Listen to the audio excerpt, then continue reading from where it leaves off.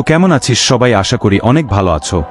আমি তোমাদের প্রিয় ছোট ভাই রাকিবুল, মুর্শিদাবাদ জেলার বহরমপুরে থাকি। আমি আজকে তোমাদের ফ্রি ফায়ার সম্বন্ধে কিছু কথা বলবো, সবাই মন দিয়ে শুনবে। তো চলো শুরু করি।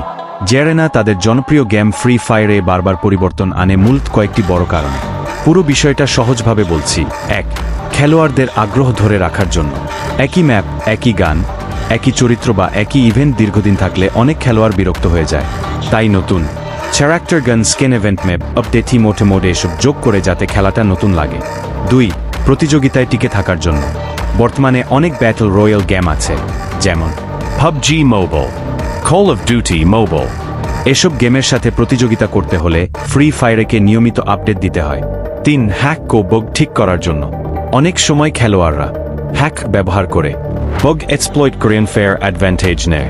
তাই গ্যারেনা আপডেট দিয়ে অ্যান্টিচিয়েট সিস্টেম শক্ত করে, বগ ফেচ করে, সিকিউরিটি বাড়ায়। 4. নতুন সিজন ও র্যাঙ্ক সিস্টেম।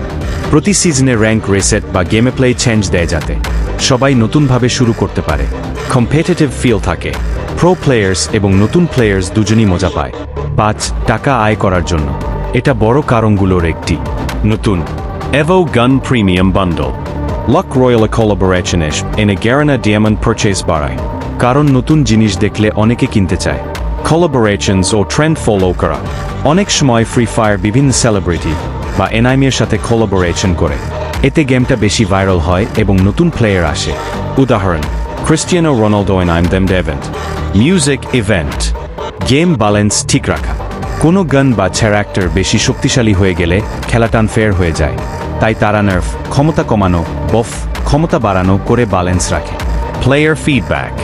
অনেক সময় খেলোয়াড়দের অভিযোগ বা চাহিদা দেখে পরিবর্তন আনা হয়, যেমন ওল্ড বেরমুদে ফিরিয়ে আনা, ক্লোজ র্যাঙ্ক ইমপ্রুভ করা, ম্যাচ মেকিং ঠিক করা। সব মিলিয়ে গ্যারেনা বারবার চেঞ্জ দেয় যাতে গেম বোরিং না হয়, প্লেয়ার ধরে রাখা যায়, নতুন প্লেয়ার আশায় বাড়ে, গেম সিকিউর ও ব্যালেন্স থাকেটাই মূল কারণ যে ফ্রি ফায়ার এত ঘন ঘন আপডেট ও পরিবর্তন। তো ভিডিওটা তোমাদেরকে কেমন লেগেছে কমেন্টে বলো। আর এরকম গল্প শোনার জন্য পেজ ফলো করো।